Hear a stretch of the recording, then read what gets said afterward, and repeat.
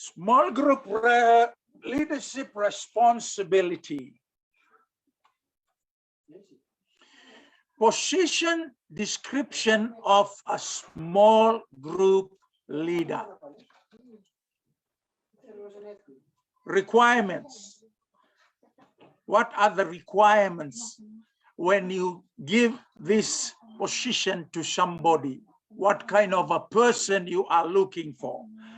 Okay, he must have a personal relationship with Jesus. Okay, very, very important. He regards the Bible, or she regards the Bible as the authoritative guide to faith and life.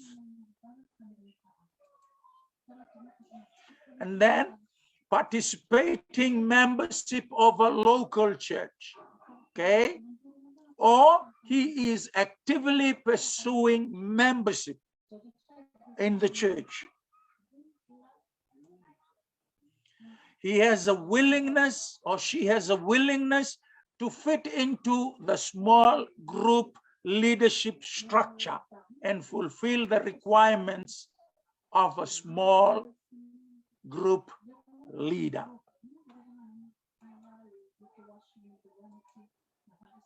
Okay, so those are the helps that can be help you when you are choosing the leaders. He has a personal relationship with Christ. He regards the Bible as the authoritative guide for faith and life. He participates in a local church, or he's actively active in a local church, and he's willing to fit into the structure that you have laid down in running a small group. Okay, and then what are the responsibility of a small group leader? He is a team builder.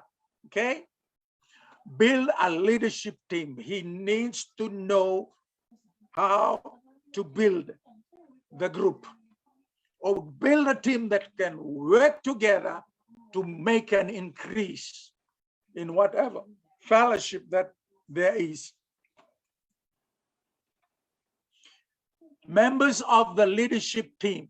Okay, he is a member of the leadership team. So when anybody is chosen to lead, he must have a group of people up there that they can relate together, come together, just like what we have right now. Okay, there are leaders who come together and we pray together and we study the Bible together before we go out and touch all those whom we are discipling. Okay, this is important. The leadership team will consist of the small group leader, an apprentice who is being trained by the small group leader, and a host. So when you set up a small group, it can start with only 3 people.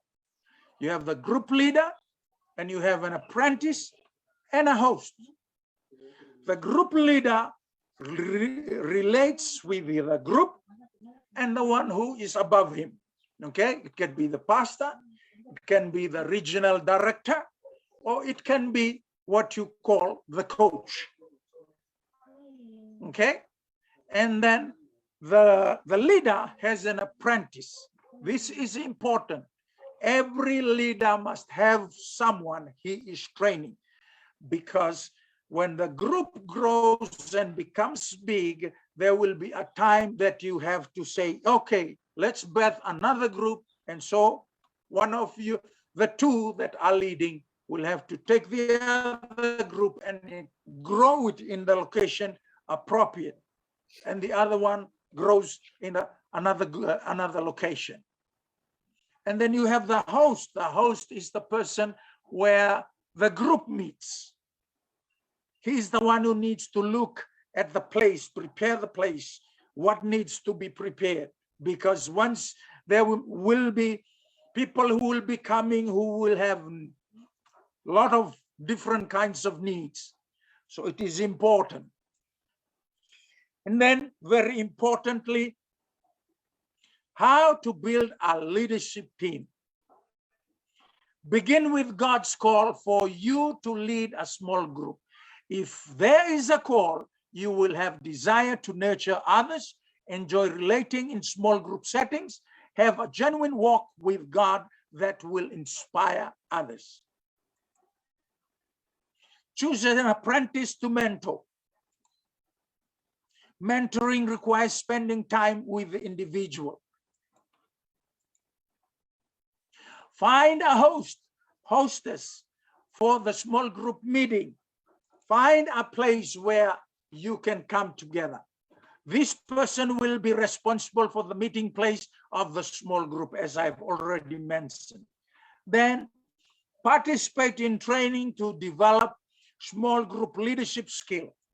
This should include mentoring from a coach, training events, and an annual small group leadership retreat.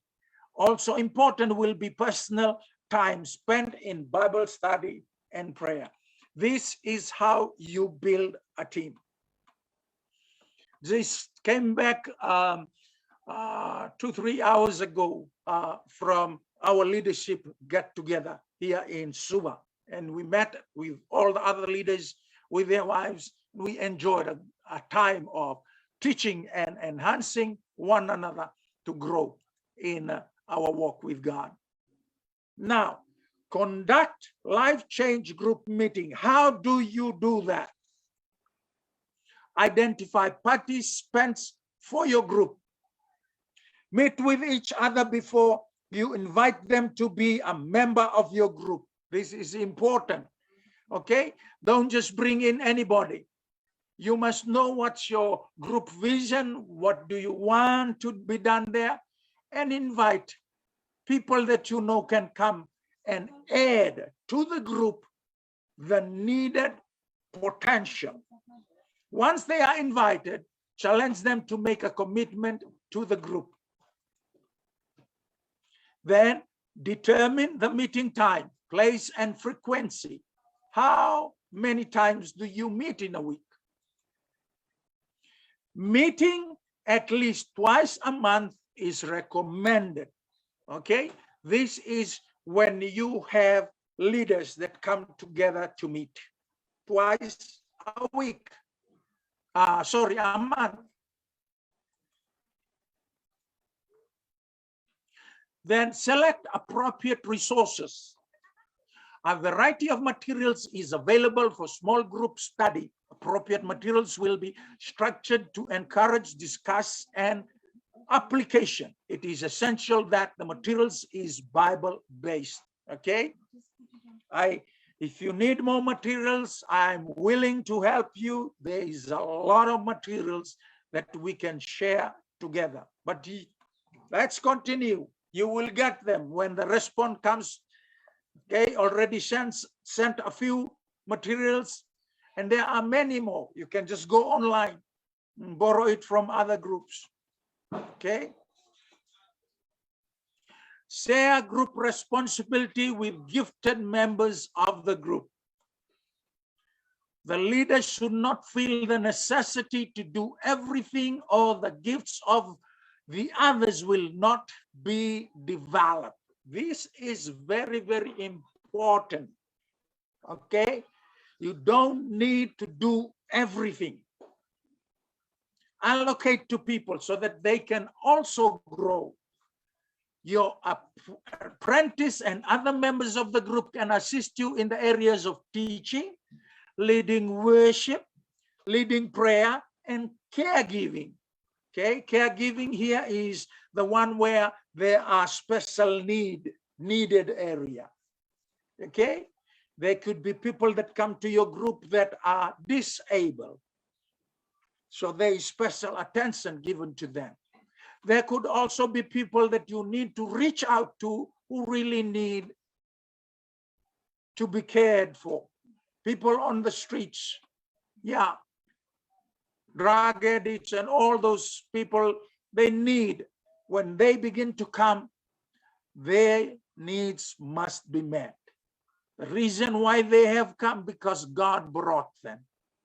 And you don't see their situation, look at what God wants to do in their life. I I went to New Zealand a few years back to study radio broadcasting. I went with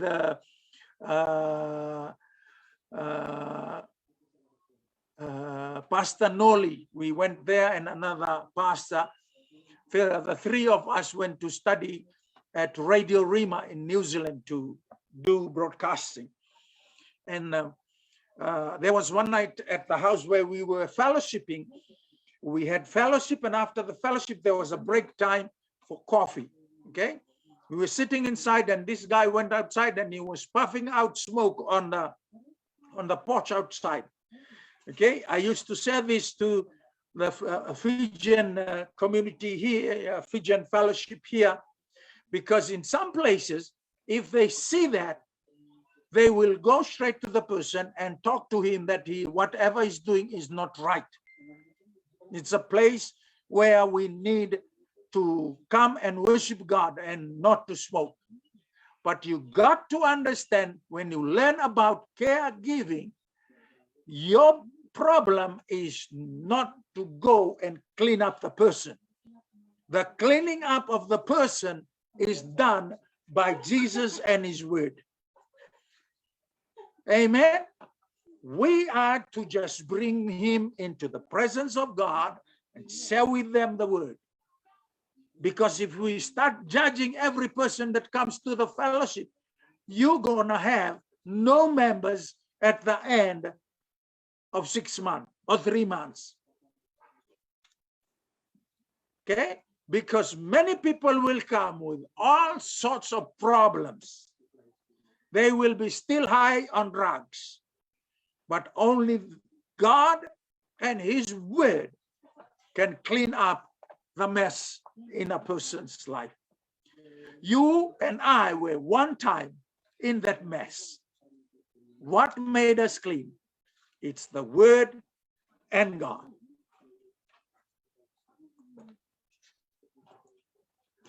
Make a monthly report of your coach to your coach on the progress of your group. Do that.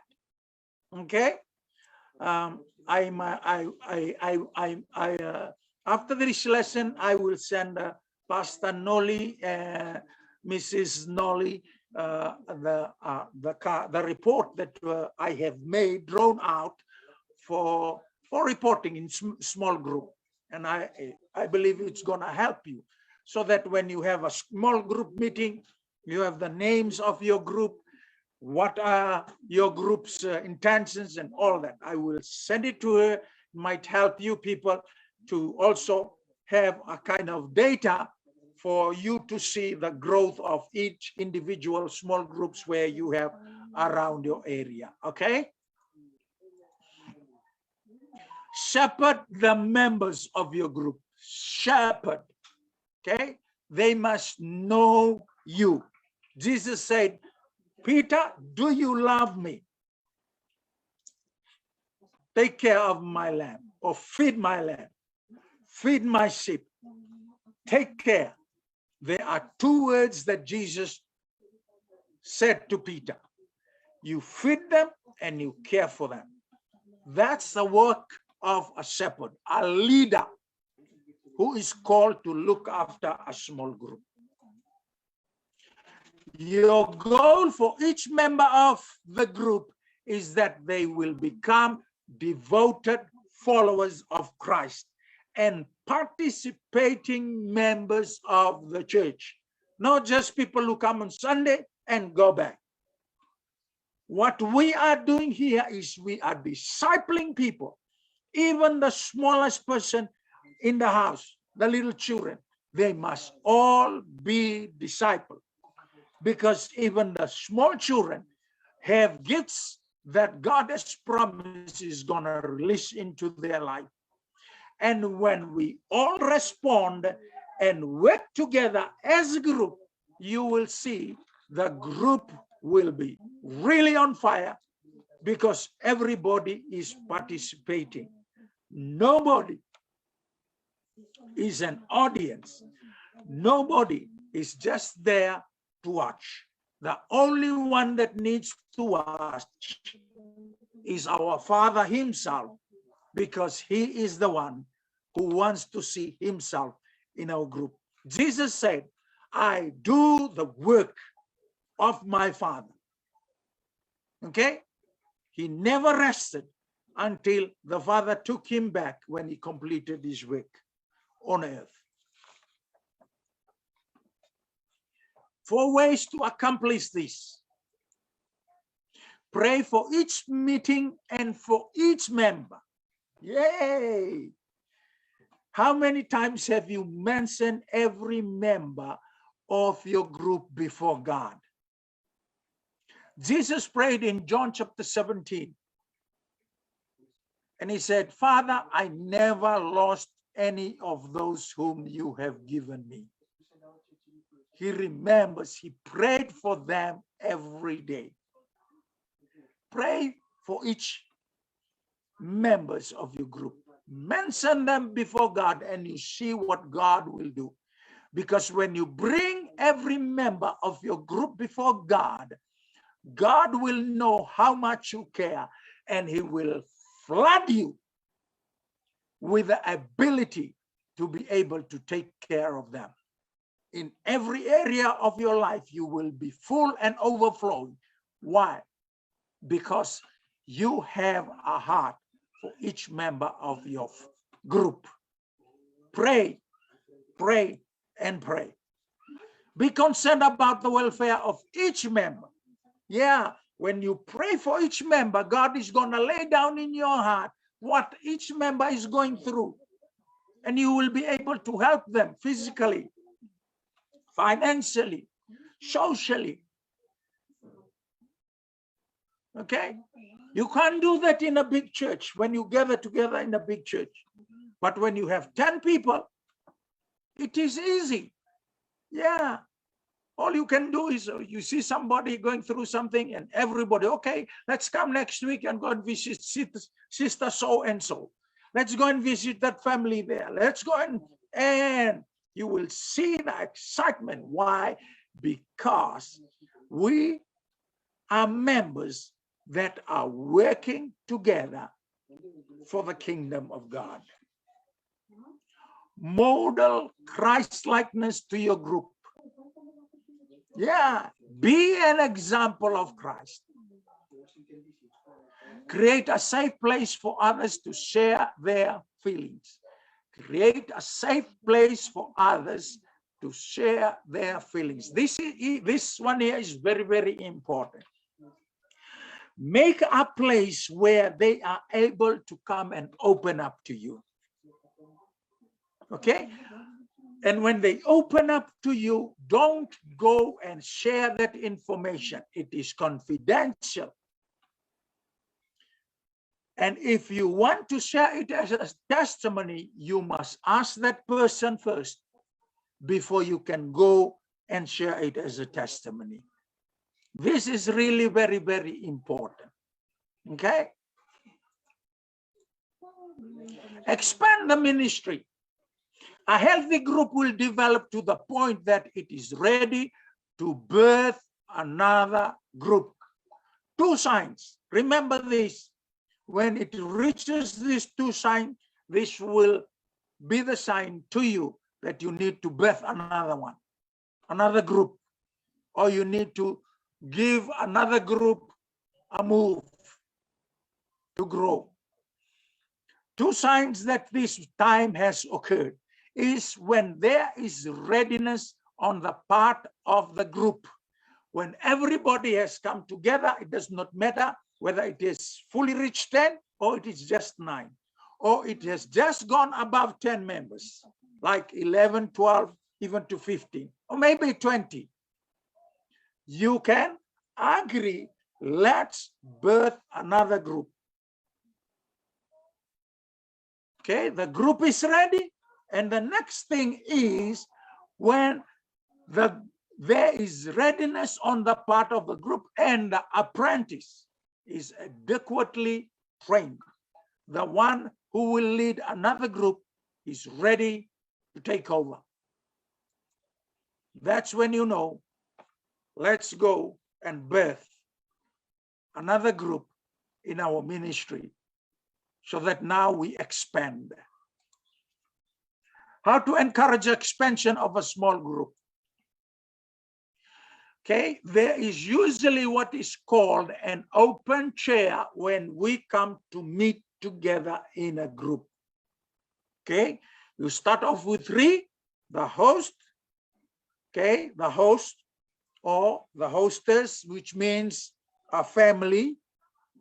Okay, you may have average now for families, not in, especially not in the islands. Okay, in the islands, when you say family, okay, it can be the whole island that comes to that family, but not in America. In America, you might have 1, 2 children in that family. Okay, but you have the hostess, you have the leader, and you have the apprentice. So you can say average of 5 to 6 people that comes in a group. Okay, now when that comes, there must always be in mind of that group that there is always an opportunity to bring somebody else. That somebody else is provided what is called an open chair. Okay, so when you meet in a group, you can imagine it, or you can literally put a chair, an empty chair, to remind you that we need to invite somebody else. Okay, so do that. That's encouraging expansion. The open chair is saying to you, get somebody next week. The open chair is saying to you, go and visit another family. The open chair is saying to us, we need to grow. Members of the group should have a philosophical readiness to fill the open chair. Okay? Projects can be invited to a social event with the group. The group should then be invited to give input as to whether they should feel this person would be a good fit for their group. Okay, so what you do, you can, okay, somebody can come up with a name. Okay, you've already met him and you say about him in the group, and you want that person to come to join the group. So you pray about it, and when everybody agrees, let's invite him. Because when he comes in, he needs to feel welcome into the group. Members should be reminded that growth is healthy and good. Sometimes when a group starts and the group doesn't go beyond that, it stays right there. The reason is people are so comfortable with that group, so they have no growth. That should not be. Next, encourage a healthy relationship with the church. This is best accomplished by the modeling of the small group leader.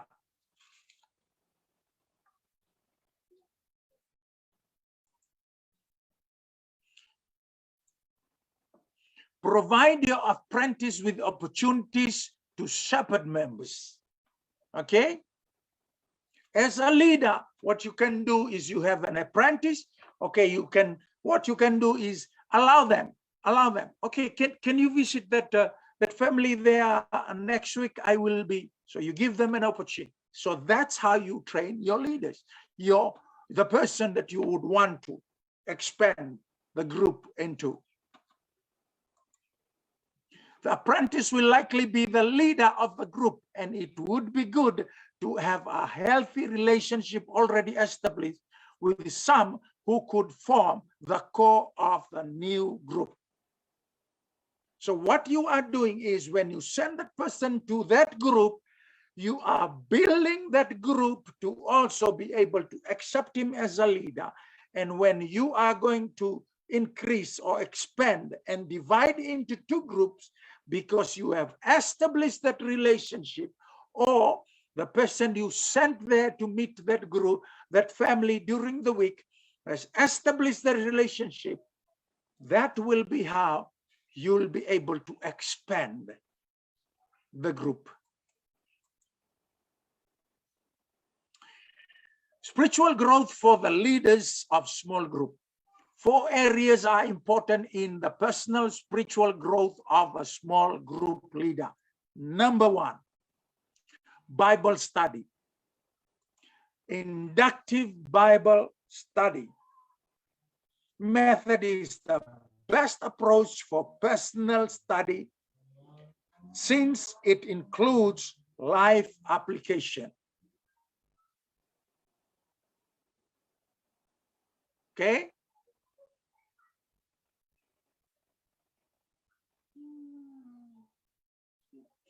Do you remember in lesson 3, we discussed how to do inductive Bible study? 5 things you need to remember: observation, interpretation,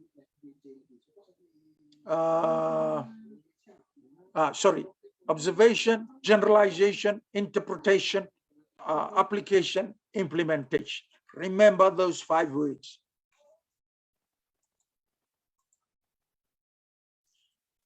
Okay, spiritual practices. Discipline make it possible to live the Christian life with perseverance. They prepare you for the race of life as a Christian should run it. Okay, this is important. Spiritual practices and discipline. Discipline is a spiritual practice. It's a spiritual exercise. It's a spiritual preparation to running in perseverance. 2 sources most often consulted for spiritual disciples. Okay, there are 2 books which I will mention here. If you have the time to read them, go and look for it. Okay, one of the book is written by Richard Foster, Celebration of Discipline. The other book is written by Dallas Willard, The Spirit of the Disciplines. Okay, this is a source book that you can go and read to help in discipline.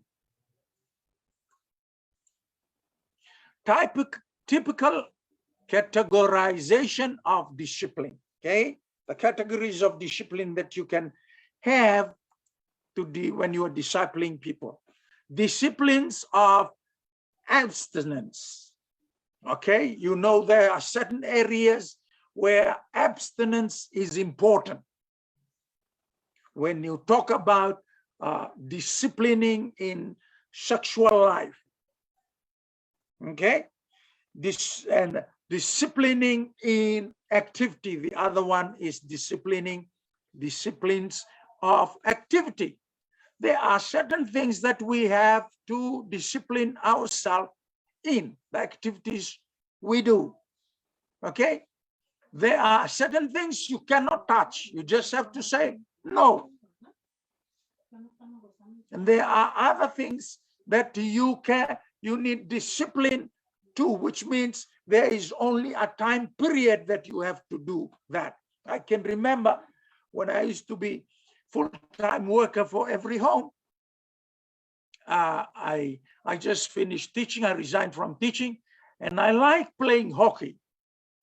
Okay, I used to be a member of the teachers' college hockey team. I was a captain at high school for the hockey team, and I love playing hockey.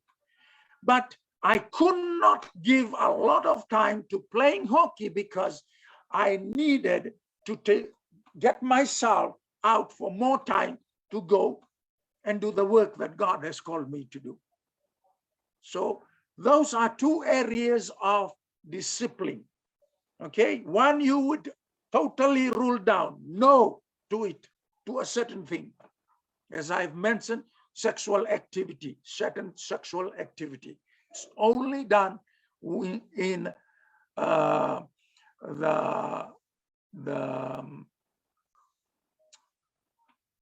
covenant of marriage. Okay? Okay, so you say no. Certain things you just have to rule down. No to this. And there are certain things where you have to make time. Certain things cannot be done all the time in your life. Okay? Just like the activity of eating. A lot of people can't just stop themselves from munching something. Okay? So those are area of discipline. And you do that also by fasting. And then you have disciplines for abstinences, let go. That's what I was just sharing to you about. Okay? Let go. Or you can do what the monks do, solitude, or the nuns do. But sadly, it's not done in the way God wants, isn't it? Okay? There could be people who are gifted in certain areas where they lay their whole life abstaining from marriage. That's a gift. Spending quiet time with God. This is another area where discipline of abstinence is. When you go and spend time with God. A lot of us, there is no discipline in this area. That's why they can't hear God properly. It's because when they go to their times to spend with God, okay, their phone is next to them. And when the phone rings, yeah, they told God to wait. Yeah, when you're going to spend time with God, everything of the world must be removed from that area you are spending time with God. There should not be any phone. There should not be anybody else but you and God, because you are having a time to hear your boss speak to you.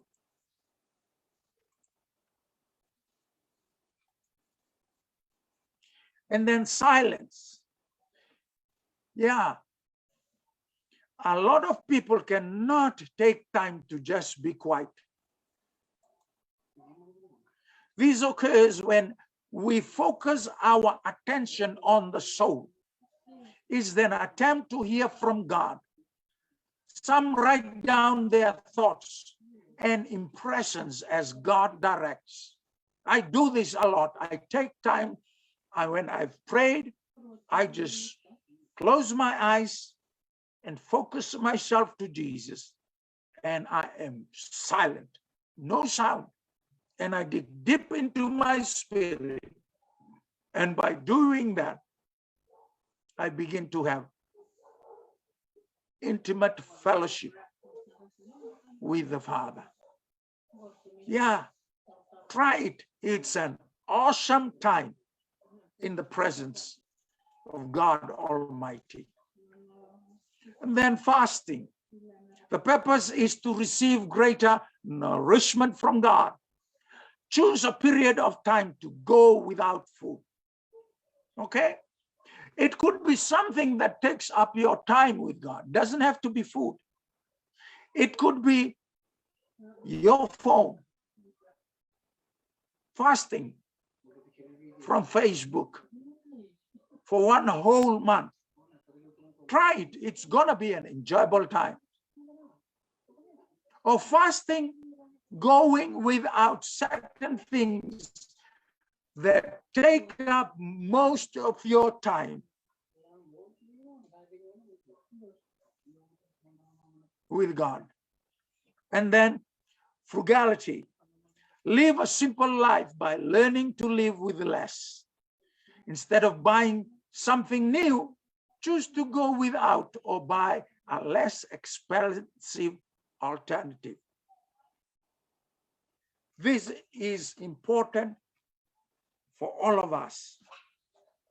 It's going to help us to be good stewards for God. And then chastity. Commit yourself to sexual pleasures that are morally right in the bond of marriage. Very important. You all know this. And then secrecy. Seek opportunity to serve in which no one knows your contribution except yourself and God. When God speaks to you to do something, nobody has to know it. Just do it. Then sacrifice. Give generously of your financial and time resources to the point of realizing dependence on God. Okay? When you really don't have anything else, then you will really know what faith is. Disciplines of activity. Disciplines of abstinence must be counterbalanced and supplemented by discipline of activity. Study of scripture. This is very important. You cannot be doing only one side. You need to do this activity. Can remember there was a story somebody shared with me about a man of God in Papua New Guinea. He went to fast, and when he went to fast for 40 days, he did not have his Bible with him. Okay? He came back, something was wrong with him. Why? Because all he did, he went and fasted, but never read the word of God. Because he emptied himself, but he did not know when he was emptying himself, there needs to also be a time of taking in. So when he emptied himself, when the devil saw the house was empty and clean, he came and brought another 7 with him. So study the scriptures. Regular reading and meditation on meaning and importance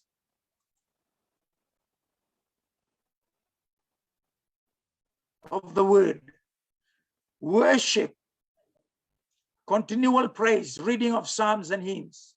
Service, seek opportunity to serve others in the spirit of servanthood demonstrated by Christ.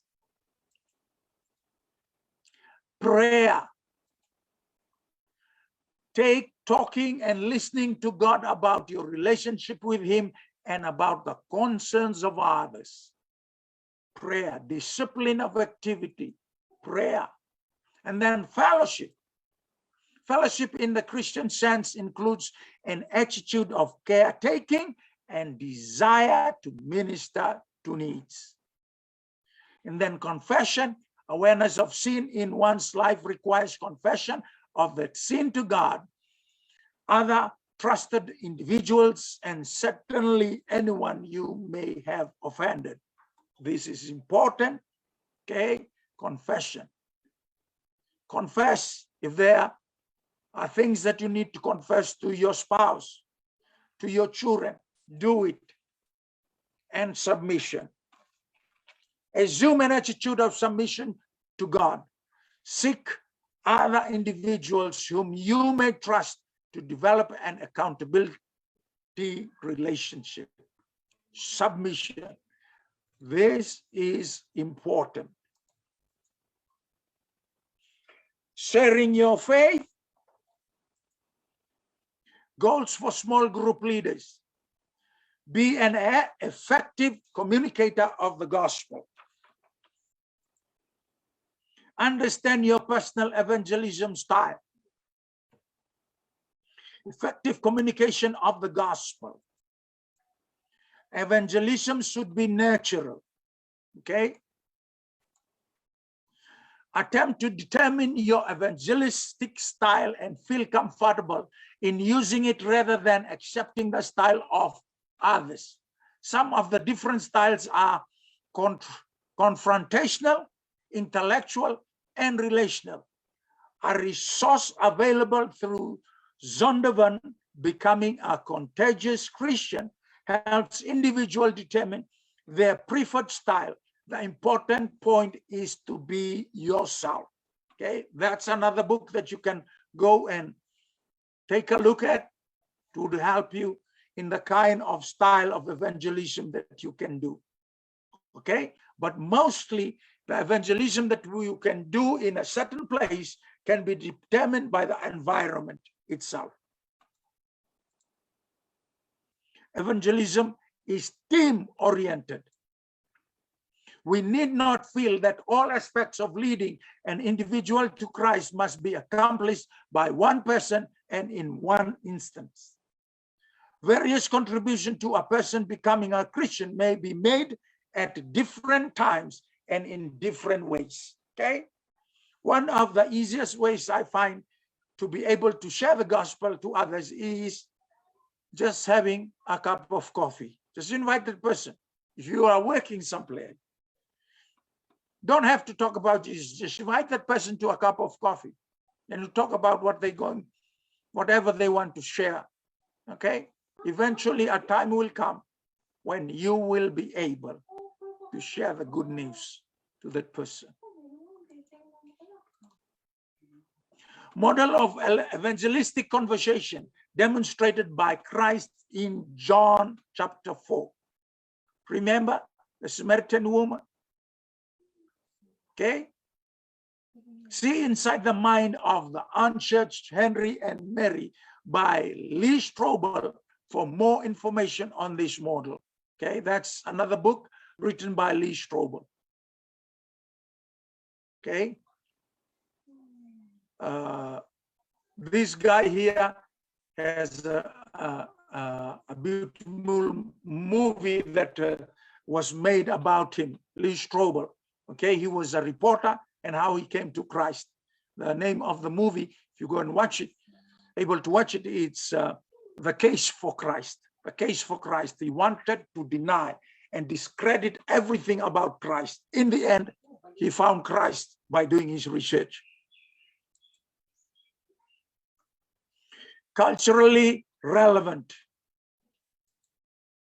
Speak their language. Okay, speak the language of the people that you want to touch. Find a felt need and meet that need. Cause curiosity on the part of the listener. Okay, just throw some questions to the person to give him thoughtful ideas. Ask good questions.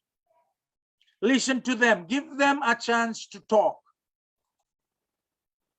And then create interest by offering solutions to people's deepest need. Your purpose is to introduce Christ. They are focused on their needs. Bridge building is the key. They have a need. You want to introduce Christ to them. Build the bridge. Eventually, they will answer the question themselves when Christ is introduced. Present answers to the person's need. And the answer is Christ. Person may still be focused on felt need. Lead to personal conviction of sin. Usually, a relationship of trust and openness must exist first.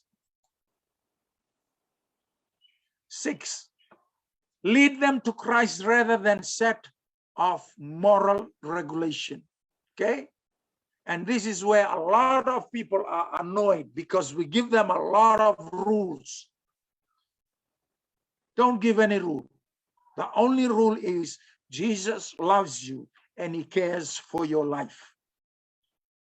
And he has done everything for you.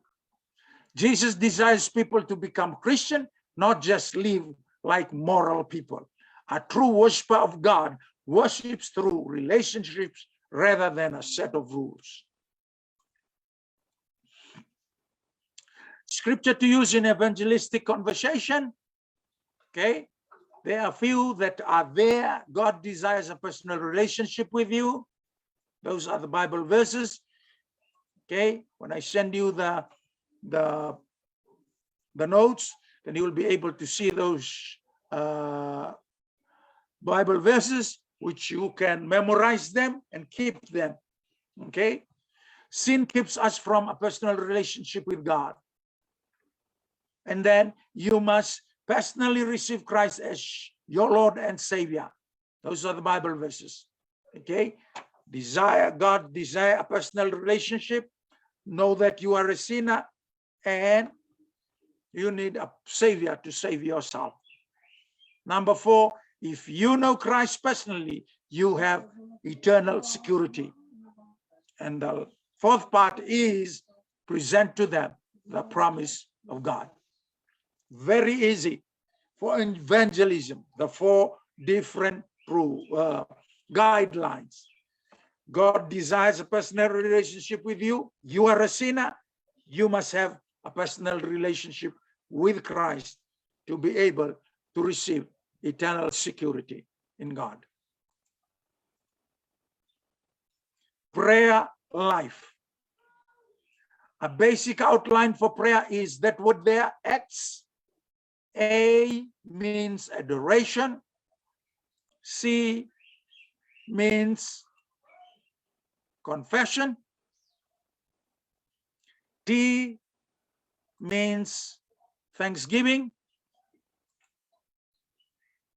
List what you have to be thankful for. Okay. And S is supplication. Okay. So that's basically a basic outline of what prayer is all about. But for me, I usually encourage children and encourage people in prayer, and I tell them, prayer is just this. You are giving back to God the authority He has given you for Him to be able to work His purpose in your situation. That's all what prayer is about. Because whatever is happening around you or wherever you are, it's happening because you have the authority. If you give it back to God, when you pray, you are giving it back to God to perform His purpose in the place where you are. That's what supplication is. Categorize your need under the heading of major concerns: relational, physical, mental, spiritual, and character. Principle for prayer from Romans chapter 8, verse 26 to 29. Holy Spirit helps us to know how to pray. The Holy Spirit intercedes on our behalf. God hears our hearts more than the words in prayer. Bill Hybels, 4 possible response by God to our prayer. No, your request is not in God's will. Slow, your request is not God's will at this time because you need to grow. Your motives are wrong. Or go, yes, to your request, which means He answers your prayer. The work of the Holy Spirit in the life of the small group leader. Be led by the Spirit will empower our leadership. We are filled with the Spirit when we keep in step with the Holy Spirit, devote ourselves to the Word of God, set our minds on the things of the Spirit, and then have personal gifts that contribute to the effectiveness of a small group leader. Desire to support people, abilities to build relationship, heart for people, desire to develop skills that enable one to lead a small group of people. Okay, then last one, developing apprentice leaders. Importance of apprentice leader. The ongoing development of leaders in the body is an important element in a meta church small group model. Okay. Ephesians 4:12, concept of mobilizing and building up the body of Christ so that each member can accomplish the ministry God has given to him or her. Guidelines. Most group leaders will discover their own apprentice leaders. The rest can be identified by the leadership team as a body. Okay. You can recommend someone, or if you don't know who to choose as a leader, go to the group. They can help you. Characteristic of a potential apprentice leader: take the group seriously. A person who takes the group seriously. Challenge your leadership. She's always challenging you, talks to you. Gifted people. Embrace the small group vision. God is working in their lives. Emotionally stable. Secure enough to be vulnerable and honest. Openly participates without domination. Listens carefully to others. Able to facilitate discussion.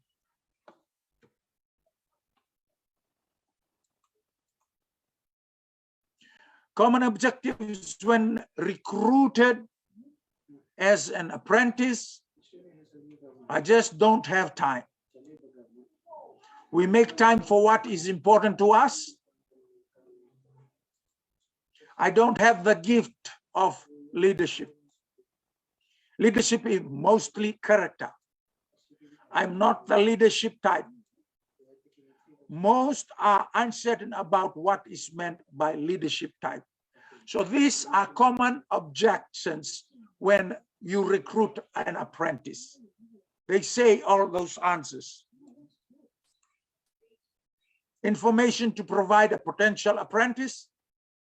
The job description of a small group leader serves as a guideline, but they are not expected to fulfill this sense they are an apprentice. Okay?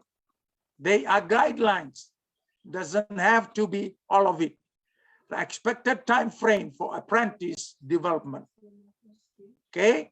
12 to 18 months before they can lead a group. Adequate training and resources will be made available. But whatever you are going through, it's God's hand dealing with you to come out like pure gold. So whatever you're going through, this is the word that the Lord has given to just say to you wherever you are today. You are special. I am special. You are special. I am special. You are unique. I am unique. You are peculiar. I'm peculiar. You are wonderful. I'm wonderful. Father, I just want to pray for the group that are in Zoom right now. I Thank you, just Jesus. release an anointing upon Thank each you, one of Lord. them right now, Father. Yes. Thank